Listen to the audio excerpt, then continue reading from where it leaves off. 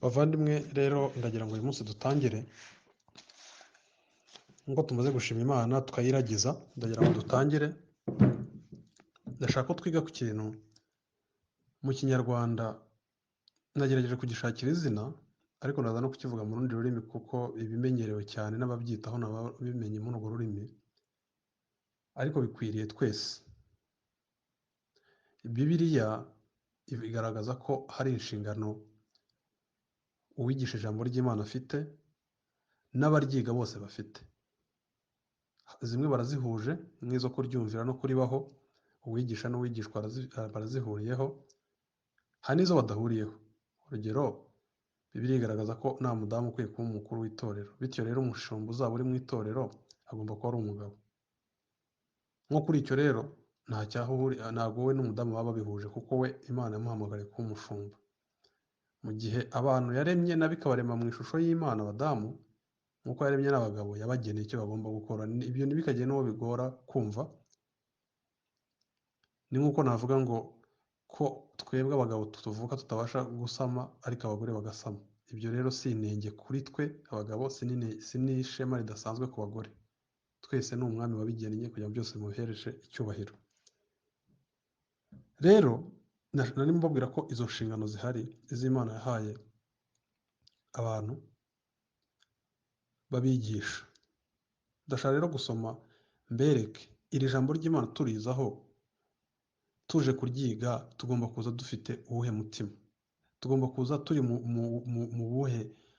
mu yihe mimerere mu mitima yacu. Rero Bibiliya igaragaza ibintu bibiri nshaka kwerekana, kimwe kireba abigisha, ikindi kireba abigishwa. Reka mbere ku kireba abigisha. Abigisha, Bibiliya idusaba ko tugomba kuba twiteguye igihe cyose gucecekesha abantu bigisha ibintu bidafite umumaro. Ibintu bidafite umumaro ni ukuvuga ibintu bisobanya n'ukuri kw'ijambo ry'Imana. Reka nsome mwumve mu gice cya mbere cya Tito, urwandiko Pawulo yandikiye Tito, aramubwira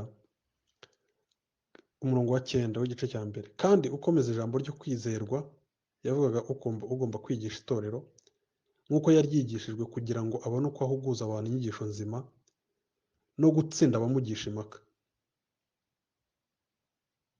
Murabyumva? No gutsindwa abamugisha impaka. Kuko hari benshi b'ibigane n'abashukanyi, cyane cyane mu bakebwe bavuga ibitagira umumaro, bakwiriye kuzibya iminwa, kuko hariho imiryango y'abantu bubika bakayimaraho. Bakwiye kuzibya iminwa. Ndashaka rero kuvuga ku bintu bibiri. Icya mbere, umuntu wigisha agomba kuba aharanira guhugura abantu kugira ngo abigishe inyigisho nzima, izivuga inkomoko y'umuntu, impamvu umuntu ari uko ari uyu munsi, kuki umuntu apfa, iby'inzira y'ubugingo bw'iteka bubonwa bute binyuze mu kwizera Kristo nk'uko twabyize. Imana se koko ibigenza ite? Iramuzurika mu bugingo iramuzurika mu mutima ubasha kwizera ibyo Kristo yigishije n'uwo ari we, akabyiyizerera. Hanyuma ubwo icyo gihe narimo ndi ku ruhande ruvuga ngo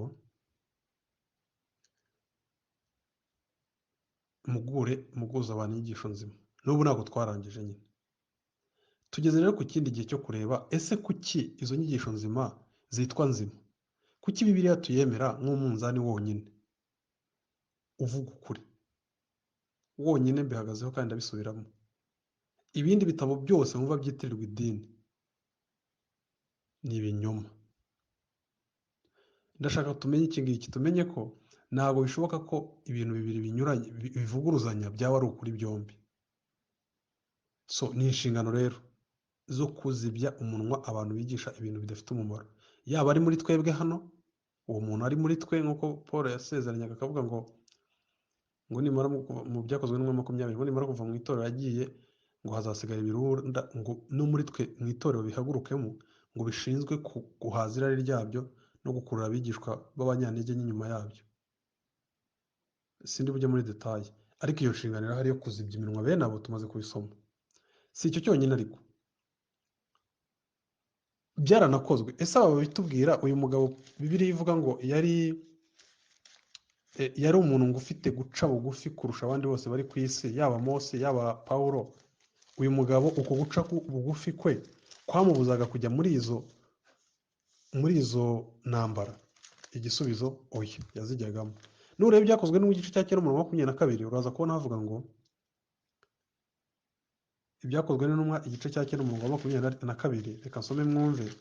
Avuga uwo Pawulo, wa wundi wicishaga wo kurusha abandi, wa wundi wabaga ku mavi y'amanywa nijoro, wa wundi wageze ahantu abwira abantu ngo mugire ikirenge mu cyanyu nanyegera mu cya Kristo. Wa wundi ni amakemwa, wa wundi Bibiliya Umwuka Wera yivugira ngo yarushije abandi bose imirimo, n'intumwa z'ubwazo zikavuga ngo Imana yahaye ubwenge Pawulo budasanzwe. Petero yabyivugiye. Dore uko yabigiraga, dore uwuzuye Umwuka Wera uko yabigiraga. Iyo byajyaga ku kintu cyo kuvuga ibyanditswe byera no kuvuga uburyo bikwiye kwiringirwa. Ibyakozwe no mu gice cya 9 haravuga ngo abamwumvise umurongo wa 21 na 22 barumirwa bose bati, uyu si we warimburaga i Yerusalemu bambaza izina, kandi icyamuzanye n'ino si ukugira ngo babohe abashyira abatambyi bakuru. Ariko Sawuli arushaho kugwiza imbaraga, atsinda abayuda batuye i Damasiko, arabamwaza abahamiriza yuko Yesu ari we Kristo. Bavandimwe rero, twahamagariwe gukanguka. Abana b'Imana niyo mpamvu Bibiliya bita ngo abasirikare. Kristo Bibiliya ikamwita ngo ubwo dufite umugaba w'agakiza kacu, umugaba, captain of our salvation. Ubu Kristo mbabwira dukizwa n'ubuntu bw'Imana kubwo kwizera, tukinjira mu gisirikare cy'Imana. Nta gusubira inyuma, nta dezato haba, nta demobo haba. Turinda tugera ku munsi wo gupfa tukiri abasirikare ba data.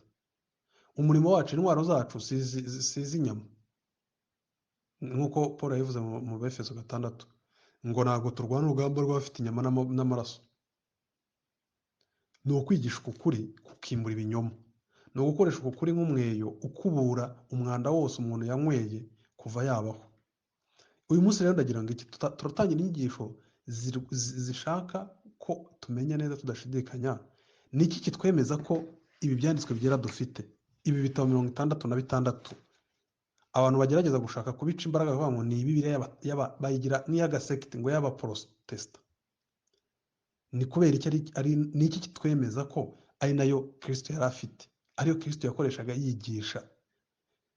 Tuzareba ibintu biranga. Icyambere uyu munsi turareba introduction to the attributes of the Bible, nyine iri buriro rijyanye n'ibyo tuziga kuri Bibiliya. Uyu munsi muri iri buriro turaza kurebamo ibintu bitatu. Turaza kureba ukuntu Bibiliya koko ari ijambo ry'Imana. Turareba ikindi kintu abantu bajya bikangamo cyo kuvuga ngo canonization, ukuntu nyine abantu ngo bafashe ibitabo bijya muri Bibiliya. Turareba se ni ukuri cyangwa ni amakuru ari aho mu kirere. Turebe noneho na transmission, canonization. Turahera kuri inspiration, canonization na transmission of the Bible. Ibintu bitatu. Uko Bibiliya ari ibyahumetswe n'Imana koko kandi dufite ibyo byahumetswe n'Imana nk'uko Kristo yari abifite. Gatatu, ese koko uburyo byanyuze kugira ngo bitugereho byo nibya byarabikoraptinze bikabyica? Turaza gusanga igisubizo ari oya, dufite uko Bibiliya Kristo yari afite mu ntoki niyo dufite kuva mu kinyejana cya mbere. Reka dukomeze. Nari maze kubabwira ibintu bitatu tureba noneho muri iki gice, hanyuma ubundi tuzareba ukuntu ibyanditswe byera byihagije kutumenyesha Imana, hatabashije gushaka ibyo twiyumvamo cyangwa umuhanuzi wavuye ku musozi runaka, kumenya uko abantu bakizwa no kumenya uko abantu babaho, ariyo sufficiency of scriptures. Tuzareba the authority of scriptures, uburyo ibyanditswe byera ari byo byonyine bifite ijambo rya nyuma ryo kugena icyo twemera n'icyo duhakana. Atari leta, atari ababyeyi bacu, atari feelings zacu, atari amadini yacu, ahubwo ibyanditswe byera nk'uko biri muri Bibiliya. Hanyuma tuzareba icya gatatu, inerrancy of scriptures, ukuntu ibyanditswe byera nta kosa ririmo, nta gitonyanga kikosa, ko ari byo bifite ubutware bwo kuduha icyo twizera n'icyo twemera, ko byihagije, nta kindi ukwiriye kureba hanze yacyo. Ubwo ndavuga bya bitabo by'abantu badukana ngo ni iby'idini runaka ishaka kwifashisha ngo kugira ngo abantu bamenye uko babaho. Oya, Bibiliya irahagije. Icya gatatu turebe ukuntu nta kosa na rimwe riri mu byanditswe byera, inerrancy of scriptures, no error, nta ereri iri mu byanditswe byera. Hanyuma dusoza ku cya kane turebe the clarity of the holy scriptures, babyita promesecurity, ariko mu cyongereza cyoroshye ni clarity, cyangwa ukuntu ni amakemwa, ukuntu ibyanditswe byera byoroshye kumvikana. It's very clear, it's obvious, biroroshye, buri muntu yabyumva wese watuwemo na mwuka wera. Kandi uko umuntu yabyumvaga mu kinyejana cya mbere, n'undi niko agomba kubyumva muri iki kinyejana.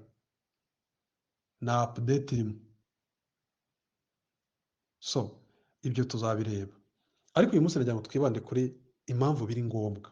Bavandimwe, ndagira ngo mubyumve, dusobanure n'ibintu n'ibinyoma abantu bagiye bibwira bigasa n'ibishaka kunyeganyeza kwizera kw'abana b'Imana. Bavandimwe, ndashaka kubamenyesha ko Bibiliya yo ubwayo yihamiriza ko ari ibyahumetswe n'Imana. Nababwiye ko tureba ibintu bitatu. Tureba ko Bibiliya yahumetswe n'Imana, turebe ko uko ni iki kitubwira ko ibyo Kristo yari afite mu ntoki ze ari byo dufite. Iyo ni canonization, divine inspiration, canonization. Noneho turebe na transmission, uko noneho byagiye bitugeraho. Ndagira ngo iki kintu mukurikire mwumve. Reka mere ku cyo twita icyo divine inspiration. Bibiliya yivugira gutya. Hari umunzani umwe tureberaho. Uti gute? Nitugenda mu Bakorinto ba mbere turaza gusanga Bibiliya itubwira ko, murabyumva, bidashoboka ko Imana yavuga ikintu ngo ivuge icyeje ivuga ikindi, byose bigongana.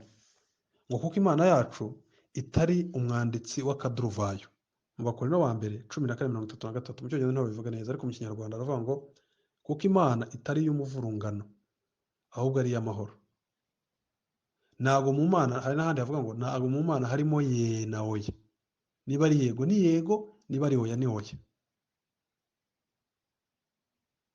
Muri Tito we igice cya mbere umurongo wa 1 kugera kwa 3 akavuga ngo ni Imana itabasha kubeshya.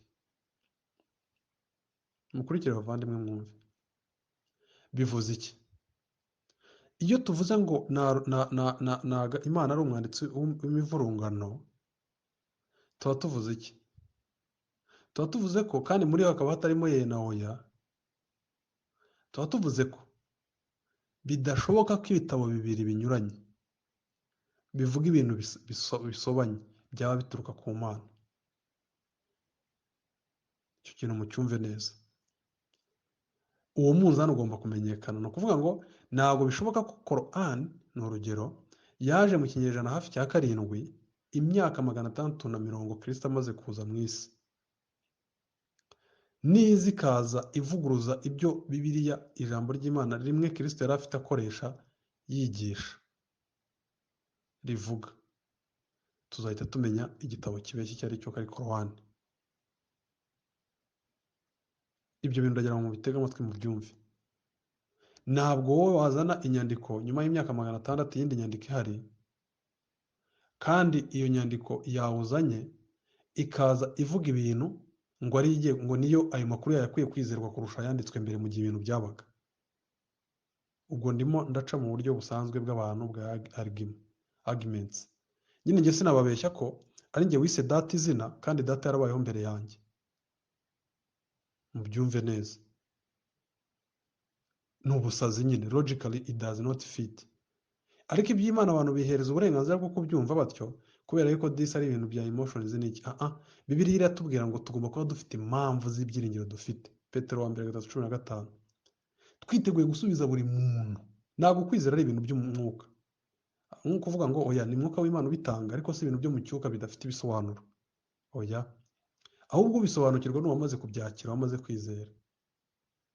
Niyo mpamvu Bibiliya ivuga, wenda reka mpamvu mvuge kuri icyo ngicyo, mu Baroma 11 hari ijambo ripfutse mu ubukire n'ubutunzi umwana w'Imana wese aguye kumera, amahoro agataha mu mutima we. Haravuga umurongo wa 1 w'igice cya 11 cy'Abayobora ngo kwizera niko kutumenyesha rwose byiringirwa. Kwizera niko kutumenyesha. Habanza iki? Kwizera. Kukabyara kumenya. Niyo mpamvu kwizera ari impano y'Imana. Hanyuma kukaba ariko kubaza kuba renete zigufungura ukabona ibintu mu kuri kwabyo. Ntabwo gusobanukirwa ibyo biduha kwizera, ahubwo kwizera nibyo biduha gusobanukirwa. Urugero rwiza ni uko kugira ngo ndebe ikintu icyo ari cyo cyose nuko haba hari urumuri, ariko urumuri si rwo rundebera icyo kintu. Amaso yanjye niyo akireba. Iyo uri mu mwijima nta kintu ureba. ikibazo si wagira ngo nuko amaso yawe apfuye, oya, ni uko habura urumuri rukumurikira. Nuza kugera ahantu hari urumuri uraza kureba. Natwe ni uko turi, tutarizera, amaso yacu ntabwo yabasha kumenya ko Imana ariyo yaremye ibintu byose. Biroroshye ibyo, ubwo mfashe ibintu biri mu buzima busanzwe mbishyira mbere ukuntu byoroshye kubisobanukirwa. Uko nyine amaso yawe akora gusa ari uko abonye urumuri, si wowe wabigennye. Ni uko nayo Bibiliya ivuga ko umuntu kwizera ariko kutumenyesha. Ubumenyi bwose, logike yose, debate wakora yose ku by'Imana igomba guturuka mu mutima wamaze kuzurwa.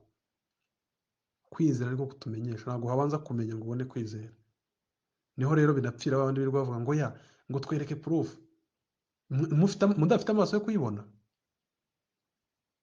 Kuba ngiye nunze urutoki izuba, wowe wenda ukareba amaso yawe ntabashe kuribona, si ikibazo cyanjye cyangwa cy'uko izuba ridahari, ni ikibazo cy'uko udafite amaso areba. Bavandimwe rero, ndagira ngo twumve iki kintu, tugombe kumenya impamvu z'ibyo twiringira. Abantu benshi bafite ibintu byinshi bishe, ngaho hari gurupe imwe waduka ikaduka ngo nta muyobozi w'itora ugomba kubaho, indi nayo ikamugiraho, ikamugira kabaka, ikamugira nk'Imana. Ariko ntibamenye ko bombi bari mu binyoma. Agomba kuza akaza abizi ko ari igitaka mu bitaka, ari umugaragu, ariko nta nubwo ugomba kumureka. Uwamuretse yakoze icyaha, uwamuzanye nawe akamushyira hejuru y'ibintu byose nawe yakoze icyaha. Ndashaka rero tujyane turebe. Bavandimwe rero, ndagira ngo nkomeje nyine kuri icyo nababwiraga, twabanje kubona ko biri ngombwa nyine uwahamagariye kwigisha n'ibyo agomba kuzana imbere. Icya kabiri tubonye ko muri Petero 3 n'abizera bose bakwiye kubimenya, bakamenya impamvu ifatika y'impamvu yiringira ibi ngibi. Ikitubwira ko ibi byanditswe byera ari ukuri ni uko Kristo nawe yabyakiraga nk'ukuri. Twabibona muri Matayo 22, yavugaga ati nimwari mwumva ko Imana yababwiye ngo. Ubwo turaza kujya ku rundi ruhande ruvuga ngo ni ibihe bitarimo n'iki. So reka twikomereza aho ngaho. Ubwo rero ubwo Kristo Bibiliya amateka agaragaza ko yabaye 100%. Uyu munsi turi mu 2022, rimwe yahereye kubarwa ryari? BC AD. Yahereye kubarwa mbere igihe Kristo yazaga mu isi. Uzaba uri ndetse wo guhakana ayo mateka? Ikizaba cyonyine kibuguhakanisha nta kindi, ni uko wumva ubyemeye hari amategeko bigusaba, hari icyo bigusaba kwizera, hari icyo bigusaba kureka, abantu bo ikintu cyonyine gituma abantu banga Kristo ni ibyaha byabo. Nta bantu banga Kristo kubera ko ari injiji badafite ubwenge. Hari ubujiji bundi no gufunga amatwi ku bushake, ariko birigaragaza ko ngo icyatumye abantu banga kuza mu mucyo ariwo Kristo, ngo ni uko ibyo bakora ari bibi kandi babikunze, si uko bananiwe kubisobanukirwa. Ya noneho ubwo rero Kristo we ubwe, reka mbasomere mwumve, yivugiraga akaza agahera mu itangiriro akavuga ngo ibyanyanditsweho na Mose n'abahanuzi na za Zaburi. Ubwo umwami w'abami mu kinyejana cya mbere, murabyumva, bifite icyo bivuze. Ibyo ngibyo bivuze ko Kristo yakiriye ibyanditswe byera nk'ibyahumetswe n'Imana, abisanze mu maboko y'abafarisayo n'abasadukayo, b'abantu batari abantu nyine beza, ariko yakira ibyanditswe byera, akajya afata icyanditswe cyera muri Matayo 19, agafata itangira akavuga ngo Imana yaravuze ngo babiri bazaba umwe, umugore n'umugabo, bityo rero ntihakagire utandukana n'umugore we ku mpamvu z'uko ngo atarimo gukora ibyo kamere ye yifuza. Ubwo ibyo ntibivuze abagabo gusa, bivuze n'abagore ko bagomba kubana batyo n'abo bashakanye. Matayo 22:29, arabasubiza ati mwarahabye kuko mutamenya ibyanditswe cyangwa imbaraga z'Imana. Mwizuka nibarongora cyangwa nibashyingirwa, ahubwo bamera nk'abamarayika bo mu ijuru. Ariko si byerekeye ku kuzuka kw'abapfuye, nimwari mwasoma icyo Imana yababwiye ngo 22:31, nimwari mwasoma icyo Imana yababwiye ngo. Ubwo Kristo arimo aravuga iki? Arimo aravuga ko ibyanditswe bafite byo gutegeka kwa kabiri kuva byose ni Imana yari irimo kuvuga. Icyo rero kitubwira iki? Icyo kitubwira ko ibyanditswe byera ari imvugo y'Imana. Keretse ugiye kuvuga ko Kristo yabeshye, cyangwa yarinjije adafite amakuru ahagije. Wavuga ukuntu wowe rero ufite ahagije.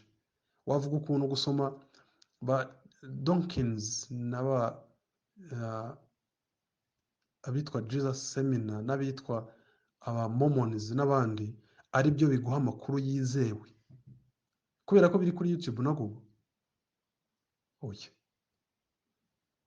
Ikindi Kristo aramutse yarabeshye yaba ari ukwiriye gutanga agakiza, kuko impamvu imwe ituma aba ushobora kuduha agakiza ni uko nyine na ikinyoma cyabonetse mu kanwa ke. Yaratutswe ntiyasubiza. Nta kinyoma niko bihamya kiboneka mu kanwa ke, kubera ko yari uwere n'umuziranenge 100%. Niyo mpamvu abasha kuduha kwera kw'igihe tumwizeye. Naho aramutse yarabeshyeho rimwe ntiyaba ari akiri qualified, yaba adafite ibimusabwa kugira ngo atubere umukiza n'umucunguzi. Ubwo rero umwami yakiriye ibitabo nk'ijambo ry'Imana, ndinde wo kubishyiraho ikibazo usibye inyungu z'inda yanjye naba mfite.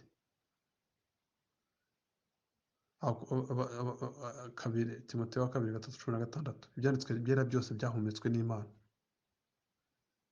Ibyo niko kuri. So icyo tukivuyeho rero turajya ku kindi cya kabiri. Ikindi kibaza ngo canonization. Ese tubwirwa n'iki noneho ko ibyo Kristo yavugaga, murabyumva, ari byo dufite uyu munsi, ko tubona hari abantu bavuga ko hari ibindi bitabo badukanye. Apokarifa ngira ngo murabizi. Aho rero reka turebe noneho umunzani.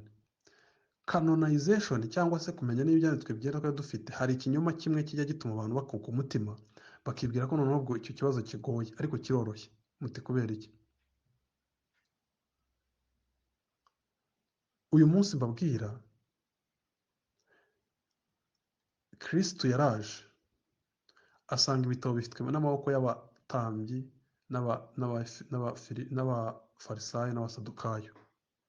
Ariko nubwo icyo gitabo cyari kiri mu ntoki zabo, ari abantu bari corrupt, abantu batazi Imana, abantu baba mu bwibone no kurya ingo z'abakecuru z'abapfakazi, Kristo yakiriye icyo gitabo cyabaga ari umuzingo mu nzu y'Imana, aragifata aravuga ngo iri ni ijambo ry'Imana. Ntiyajya mu kuvuga ngo baragikoraputinze, baragicuritse, baragicurukuye. None se mutekereza ko umwami w'Abamaleki yashingiraga avuga ibyo bintu? Ni ukubera ko yari yizeye imbaraga z'Imana yatanze icyo gitabo igira ngo abantu bamenye uko bayizera n'uko bayiberaho. Izo mbaraga nizo dusabwa kwizera. Ariko si ibyo gusa, izo zirahari. Ariko ndaza no gushaka gukoresha impamvu zibya akanwa cyangwa se zihereza inkomezi ku mwana w'Imana. Zibya akanwa, wa wundi ushaka ukuntu yabona impamvu yo gukora amahano ye no kuba mubi kurushaho no gukunda isi no guhaza irari ry'imibiri, yitwaje ko ngo utamenya ukuri. Bityo utamenya ukuri, kuba utamenya ukuri ntibivuze ko kuriho, kutariho. Oya. Wowe kuba uri aho ngaho tuvuga utazi gutwara indege, suko indege ni abantu batazi kwitwa cyangwa idashoboka gutwarwa. Icyo rero tugiye kureba. Ndashaka kuvuga nangira ko Bibiliya hari ibintu bitandukanye. Tugomba gutandukanya ibitabo byanditswe n'Imana n'uburyo abantu bagennye ko bemeye ko ibi bitabo bafite ari ibyanditswe n'Imana cyangwa bitanditswe n'Imana. Ibi bintu tugomba kubitandukanya, twemeranye tudashidikanya ko ibyanditswe n'Imana bihari. Turebe rero igihe bukurikireho. Reka dukomeze. Reka twibaze iki kibazo. Mbese Paul abwira Timoteyo, murumva bavandimwe, ndagira ngo mwumve iki kintu. Ndashaka kubanza kwerekana ko mu itorero rya mbere, ubwo ni mu kinyejana cya mbere, Kristo mu myaka 40, ni nk'uwaza kukubwira uyu munsi amakuru ajyanye na jenoside yabaye mu Rwanda. Ubu ntiwavuga ngo ntabwo ayo makuru yamenyekana ngo kubera ko yavuzwe n'abantu kandi bagihari. Ubu se wabihakana ute? Wavuga ngo iki? Wavuga ngo barabeshya kandi bahari tukiri mu gihe abantu bakiriho babaye muri ubwo buzima? Ibyo byaba ari uburyarya. Paul yandikiye Timoteyo aramubwira ati, urwandiko rwa 2 rwa Timoteyo, Paul yandikiye Timoteyo, nuko rero mwana wanjye, igice cya 2 ukomerere mu buntu bubonerwa muri Kristo Yesu, kandi ibyo wanyumvanye imbere y'abahamya benshi ubimenyesha abantu bo kwizerwa bazashobora kubyigisha abandi. murabyumva. Paul arimo arabwira iki Timoteyo, aramubwira ati ibintu wanyumvanye nta buvumbuzi ngushakaho, nibyo nanjye numvanye mu kanwa k'umwami wanjye Yesu Kristo, ari we Mana 100%. ubiha abantu bo kwizerwa, bazabiha abandi gutyo gutyo gutyo gutyo. Wowe urinde ujye kuvuga ngo noneho ubwo iyi mandate, izi nshingano mbwira ahantu bavuze ngo uzabihagarike.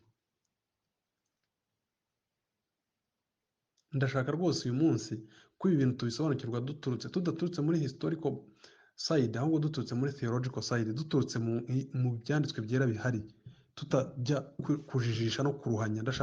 Ndahera kubera nibo ubundi ngamije gukomeza mu byo biringiye, ariko n'abatizera n'uwibwira ko yizera yishuka, amenye ko ibintu atizera ari ukuri kandi azabibazwa impamvu atabyizera. Uwizeye rero nawe umugabo nyamugabo yikomeza, afunga umukandara, dukomeze uru rugendo. Hakuna abantu baza bitwaza ngo siyanse yagaragaje. Uvuga ni ibiki koko? Ibyo urabizi, uzi ibyo ari byo wowe? Siyanse se yavuga iki ku kuremwa kw'isi? Siyanse se hari ibintu biri hanze ya siyanse, kandi ibyo keretse udasoma. Cyokora ikimbabaza baba babivuga n'abantu babikura kuri radiyo, kuri nyine ataranigeze amanukamo, nibura ngo abe yaranayize habe.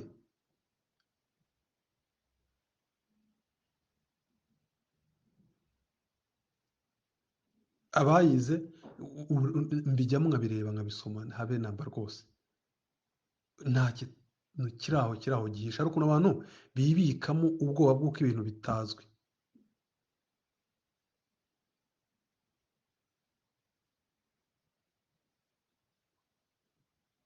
Bavandimwe, ndagira ngo mutege amatwi. Ikibazo rero ni ikihe? Ubu icya mbere, niba Kristo yaraje agafata igitabo akakiringira, intumwa yasize n'abahamya 500 bamubonye azuka, nabo bakabwira Timoteyo wari ugiye gusigara bati uza inyuma y'aba apostles, nawe tuzabiha abo kwizera, kwizera bibaho kwizerwa. Ni hehe wowe utinyuka kuvuga ngo bageze ahantu ngo baricara mu cyumba ngo bacana imyotsi ngo abagabo bafite ibyanwa? Niyo scenario abantu bimagine mu mitwe yabo bumvishe canonization. Ntago ari byo. Ijambo ubwaryo canonization bivuze a standard tureberaho ikintu, umunzani dupimiraho ikintu. Ntabwo rero mu by'ukuri abantu bavugwa ba Athanasius n'abandi bo mu kinyejana cya 2 n'icya 3 ntabwo bahitagamo ibitabo byanditswe n'Imana. Oya, ntabwo aribo babiremye, byari bihari. Ni iki kibitwemeza?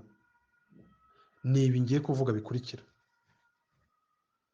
Ni iki kitwemeza ko byari bihari? Icya mbere, turahera kuri Kristo, yari abifite abyigishirizamo, avuga ngo dore ibyanditswe bisohoreye mu matwi yanyu. Paul amaze kuhagera, hari ibyanditswe nka 3 nshaka gusoma kugira ngo mwumve ko ibi bintu byamye bihari. Nyine ibyanditswe byari bihari, si ukubireba. Umunsi Imana yavugaga ikavuga ibyanditswe bye, ikavuga ibyo mu kanwa k'abahanuzi n'intumwa, ubwo kanoni yababayeho. Imana ivuga, ubwo nyine ibyivuze bibayeho, niyo standard. Ariko hari ukuntu bagenda bakadramatisa ibintu bya histoire, noneho no kutamenya amakuru disi, no kwiga abantu batabyumva. Murabizi amashuri amenshi y'iwacu wenda n'ahandi henshi, no mu Burayi hari ibihugu rwose education yabyo iri hasi, ariko naho iri hejuru ntabwo bifite icyo bivuga rwose byabasha kugira icyo bimenyesha umuntu mu isi y'umwuka. So icyo nashaka kuvuga ni iki? Paul arimo arabwira ati ibyo wanyumvanye ubyigisha abandi. Ni ibiki? Kuko byari bihari, nibyo byandi Kristo yigishaga. Paul mu Bakorinto 15 aravuga ngo ibyo nabanje kumenya nibyo nanjye nabahereje. Murumva ko ari ikintu arimo arasubira inyuma ye. Tuvuze kuri Timoteyo, ubwo n'igihe Paul agiye kugenda ari hafi kuva mu isi, ati ibyo wanyumvanye. Paul we yabikuye Abakorinto 15:3. Muzi ko nabanje kubaha ibyo nanjye nahawe kumenya yuko Kristo yapfira ibyaha byacu nk'uko byari byaranditswe, agahambwa akazuka ku munsi wa 3 nk'uko byari byaranditswe. Nanone akabonekera Kefa, maze akabonekera aba 12, hanyuma akabonekera bene data basaga 500. Muri abo benshi baracyariho n'ubu, ariko bamwe barasinziriye. Niki nshaka guhamya? Ndashaka guhamya ko sinzaduka Paul afite, abikuye kuri Kristo. Intumwa zirabisigaranye, zibahaye ba Timoteyo babihaye abandi. None bavandimwe, ya Mana yarinze bya bitabo byari mu maboko y'Abafarisayo n'Abasadukayo, yaje Kristo akaza akabifata. Ikiduhamiriza ko yabirinze nuko Kristo yaje akabyakira nk'ibyanditswe byera akabyigishirizamo. Ntacyo yahinduye, nta gitabo yanditse. Nguko ukuntu yiringiraga ko Imana yabirinze. Nta kindi gitabo yongeyemo ngo acyandike cyangwa avuge ngo iki ndakigoroye. Abihaye intumwa ze. Paul arimo aravuga ko ibyo bintu yabihawe, kandi yabihawe no mu gihe ababihamya bakiriho 500, kugira ngo hatagira umuntu uzibwira ngo ni ikinyoma abantu bahimbye. Ibi hari isomo rya mbere twigisha, ni uko ibyanditswe byera byamye bihari. Ntabwo ari ba basaza canonization yabikoze, oya, ntabwo ari Athanasius. Ikindi, Paul uyu avuze ko ari byo yari afite nk'uko byari byaranditswe. Urumva ko yavugaga ibyo yasomye bihari. None hagiye kubwira Timoteyo, abwira ati, Timoteyo, ibi wanyumvanye uzabigeze ku bantu bose, nabo babihereza abandi. Urumva icyo arimo kuvuga? Avuga ko ikintu kizakomeza. Kristo yari yirahiriye muri Matayo 28 ati ndababwira yuko nzabana namwe kugeza ku mperuka. Imperuka ni raba. None se ninde ushaka kumwambura itorero rye? None se iryo sezerano yatanze rirapfuye? Paul agiye abwira Timoteyo ati wamenyaga ibyanditswe byera. Urumva ko byari bihari, ntabwo ari ikintu cyaje guhimbwa nyuma. Ngo wamenyaga ibyanditswe byera bibasha kuzana agakiza, ngo kandi byose byahumetswe n'Imana. Ubwo se icyo kikwigisha iki? Kikwigisha ko ibyo yamenyaga ibidahari se? Reka nsome mwumve. Ngo Timoteyo wa mbere igice cya 2 umurongo wa 14, ariko weho ugume mu byo wizeye ukabyizerwa, kuko uzi uwakwigishije, kandi uzi ko uhereye mu buto bwawe wamenyaga ibyanditswe byera bibasha kumenyesha ubwenge bwo kukuzana agakiza gaheshwa no kwizera Kristo Yesu. Ibyanditswe byera byose byahumetswe n'Imana. None se ati ibyanditswe byera warabimenyaga kandi byahumetswe n'Imana. None se ubwo nimwumva ko byari biriho, bibarirwa bitese kuri ba basaza muri canonization? Dukomeje rero bavandimwe, ndagira ngo noneho turebe ikindi kintu umuntu ashobora kwibaza. Usibye nuko Kristo yaje akabyakira kandi agakomeza akabyigishiriza mu bityo, ni ikimenyetso cy'uko yiringiraga ko Imana ibirinda, kandi Imana yahagaze ubwo Kristo yavaga mu isi. Dushingiye ko Kristo yavuze ngo ibyo nzabana namwe kugeza ku mpera y'ibihe, kugera ku imperuka ibaye, imperuka ikaba itaraba. Intumwa ze zikavuga ko ibyo yazihaye ari byo zitanga. Ndashaka tubanze tumenye, ese ni ibiki koko we Kristo na Pawulo arizo ntumwa turafata umwumwe, na Petero ndetse n'abandi biyemerera badashidikanya ko icyo Bibiliya yigisha ari kimwe? Bwa mbere ndashaka umwumve icyo nshaka kuvuga. Reka mere muri Luka 24. Ndashaka kugenda namwe gake bavandimwe, buri muntu agatega amatwi, ukamenya ibyo ukina nabyo cyangwa se ibyo wizera agaciro bifite. Ubyizera araba ari byiza kuri we, utabyizera amenye ko ari mu mafuti ye, mu manjwe ye, ariko amenye ko kuri guhari ntahazaho guhungira. Inama nziza no guhindukira ukizera Kristo uko biri muvuga. Njye ndangazwa n'ukuntu isi yose atari abakristo. Umuntu abaho arabibona, ibintu byose biramwiruka ibyo birivuga, urupfu ruramugera amajanja, agahinda, umubabaro uramuzengurutse, urwango, ibyaha byuzuye abantu nawe ubwe birajejeta, ariko uti sindi bwizere, ukishakira impamvu zo kwirimbuza. Kubera iki? Reka turebe Kristo yavuze iki. Luka 24:44, maze arababwira ati aya ni amagambo nabwo yababwiraga nyiri kumwe namwe, yuko ibyanditswe kuri jye byose mu mategeko ya Mose no mu byahanuwe no muri Zaburi bikwiriye gusohora.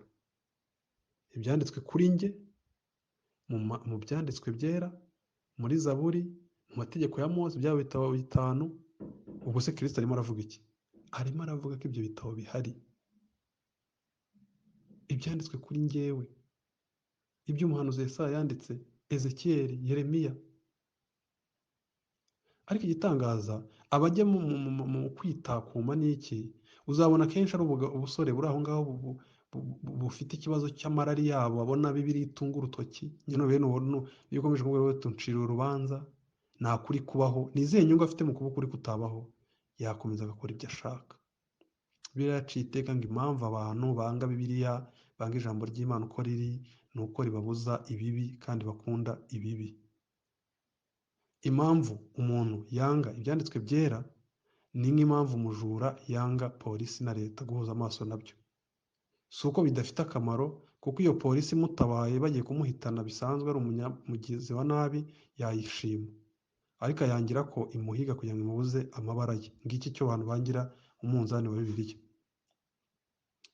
Noneho rero Kristo ati byayanditsweho mu bitabo bya Mose, mu byahanuwe no muri Zaburi, ko nkwiye kuza nkapfa nkazuka ku munsi wa gatatu nyizera akabarirwa ibyaha.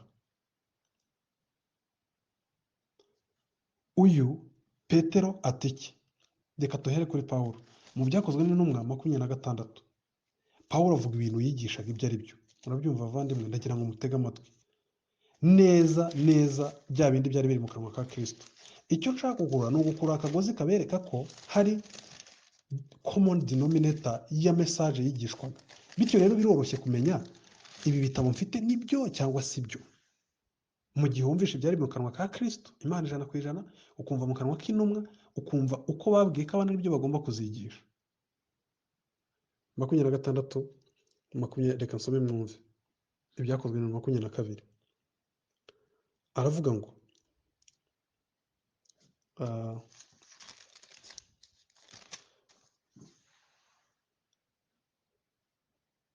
umurongo wa 22, ariko mbona gutabarwa kwavuye ku Mana, na n'ubu ndacyariho mamiriza aboroheje n'abakomeye. Icyakora ntacyo mvuga keretse ibyo abahanuzi na Mose bavuze ko bizaba. Nta gishyashya mvuga keretse ibyo abahanuzi na Mose bavuze ko bizaba, yuko nabyo arabivuze Kristo atazabura kubabazwa, kandi ko ariwe uzabanza kuzuka no kubwira ubwoko bwacu n'abanyamahanga ubutumwa bw'umucyo. Keretse ibyo Paul arimo aravuga iki? Arimo aravalidatinga, arimo arahamya ko ibyo bitabo bisanzwe bihari. Ati ibyo nigisha nta gishyashya. Wowe uvuga ute ko uri mu rujijo? Usobanya ute na Kristo, ugasobanya ute n'intumwa, ugasobanya n'abazikurikiranye n'abazikurikiye nyuma yaho? Usobanya ute? Ni gute wanga kwizera uku kuri kandi Kristo yarakwizeye? Uri umunyamakenga menshi rero kurusha umwami w'abami, Imana 100%. Oya, ni izindi nyungu zindi waba ufite zigusunikira kuzana ibyo ngibyo.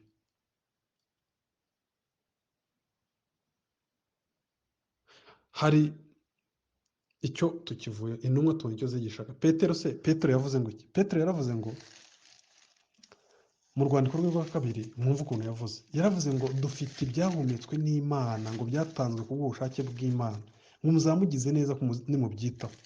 Kandi yarabivuga agiye gupfa. Ubwo se murumva bivuze iki bavandimwe? Reka nsome mwumve. Petero wa kabiri igice cya 12. Nicyo gituma nanjye iminsi yose nazagira ubwo nirengagiza kubibutsa ibyo, nubwo musanzwe mubizi, mugakomera mu kuri kuri muri mwe. 14, kuko nzi yuko igihe cyo kunyagwa ingando yanjye kigiye gusohora vuba, nk'uko umwami wacu Yesu Kristo yamenyesheje. Ariko nzajya ngira umwete kugira ngo nimara gupfa muzabashe guhora mwibuka ibyo iminsi yose. Umugabo agiye gupfa, mbese agiye kubaha umurage. Umva icyo yavuze. Umurongo wa 19, nyamara rero dufite ijambo ryahanuwe rirusha gukomera, kandi muzamukoze neza nimuryitaho, kuko rimeze nk'itabaza rimurikira ahacuje umwijima. Ariko mubanze kumenya yuko ari nta buhanuzi bwo mu byanditswe bubasha gusobanura uko umuntu wese yishakiye, kuko ari nta buhanuzi bwazanywe n'ubushake bw'umuntu, ahubwo abantu b'Imana bavugaga ibyavugaga ku Mana bashorewe n'Umwuka Wera. Ubwo izindi mpaka ni izihe? Groupe y'intumwa zose ziravuga ziti ukuri dufite ni kumwe, ni nako Kristo yigishaga. Timoteyo gufate uzakwigisha abandi. Ibi byose ndagira ngo bishimangire iki? Bishimangire ko ibyanditswe byera byamye bihari. Murabyumva? Mbese hatagira umuntu uzana urwitwazo. Amateka ahamye ko Kristo yabayeho 2022 nicyo bihamya, hanyuma ibyanditswe byera yigishagamo ngibi turabifite. Nta na kimwe kivuguruza icyo mu itangiriro bavuga kugira ngo byahishwe ni kimwe, ni Kristo, kuza kwe, gupfa kwe, akazuka, gukiza abamwizera, kuzagaruka aje kurangiza amateka y'isi. Hanyuma rero ikibazo gikurikiraho ni iki ngiki, aricyo turi bwibaze mu bwa kabiri. None ko hari abaporoso bafite ibitabo 66, abakatolika bakongeraho ibindi hafi birenga hafi 7, bitandukanira. izo nizo bita apokarifa books, bya bitabo bya ba mwene Siraki. Mwibuke ikintu navuze ngo umwe mu munzani ni ukureba ko ibyo bitabo bitavuguruza ukuri kose kwigishijwe. Bavandimwe rero, tubonye ko umwami w'Abamerika yabyakiriye, tukabona ko intumwa zivugiraga ngo ibyanditswe byera, ngo dufite ibyanditswe byera. Petero, ngo nimubyita muzamugize neza. Petero ati Pawulo yahawe kwandika ibyanditswe byera. Paul ati Timoteyo, ngibi ibyanditswe byera byaguhasaga agakiza nuko ugomba kubaho. Nose waduka tuvuga ngo ni abantu bicaye mu kinyejana cya gatatu. Ariko ibaze, wumva ubujiji buba burimo. Athanasius, Polycarp, ba Clement, n'amateka niba bayaza abantu, Augustine of Hippo, bose nta nubwo bariho, abenshi ntibanariho igihe cy'intumwa. Ukavuga mu kinyejana cya gatatu ngo Constantine, hari n'abavuga amateka acuramye, bakajya no ku muntu wabayeho mbere yuko Kristo abaho, bakavuga ngo niwe wahimbye ngo Abaroma, ngo ibase. Ntabwo ari byo bavandimwe. Nyine namwe murabyumva, ntabwo njye navuga ko nahimbye ibintu ntari narabaho. Ariko ayo mabanga abantu ugasanga ntibashaka kumenya uko kuri, bakitwaza kuko yageze Imana yabonye akamutabara kujya muri kamere ze. Ariko ndashaka kubaha ingero z'ukuntu igitabo, kuki apokarifa, kuki ibyo bitabo bongeyemo byamye bidahari kuva kera. Ni ukuvuga ngo byamye bidafatwa ko ari ibyanditswe byera. Kimwe mu mpamvu zituma atari ibyanditswe byera ni uko Kristo atigeze abirifaringaho. Ntabwo yigeze abivuga nk'aho gukura ukuri, nk'uko yavuze itangiriro akavuga ibyahishuwe, yavuze itangiriro akavuga ibyahishuwe byo ni intumwa zaje kubihishurirwa nyine na Kristo nk'uko yari yarabisezeranyije. Nk'uko yavuze itangiriro akavuga Zaburi, akavuga abahanuzi, akavuga ibitabo bya Mose. Si icyo cyonyine ariko nanone muri byo birivuguruza, nyine bivuguruza ukuri kwa Bibiliya yindi isigaye. Kandi twabonye ko birivuga ngo God is not the author of confusion. Urugero, nk'igitabo cyitwa mwene Siraki, igice cya 3:3, kivuguruza Abalewi 17:11. Kubera iki? Kiravuga ngo iyo umuntu agize neza ngo bahongereye ibyaha bye. Bibiliya ivuga gute? Ivuga ko hatabaho gukorerwa ibyaha, hatabaho kumeneka kw'amaraso. Ni gute se ingeso za muntu zigiye kuba impongano y'ibyaha? Uru ni urugero rumwe mfashe, n'ibindi byinshi. Icyo nshaka kuvuga ni iki? Ni uko ibitabo Kristo yari afite nibyo bikomeza n'ubundi kuba kanoni yacu.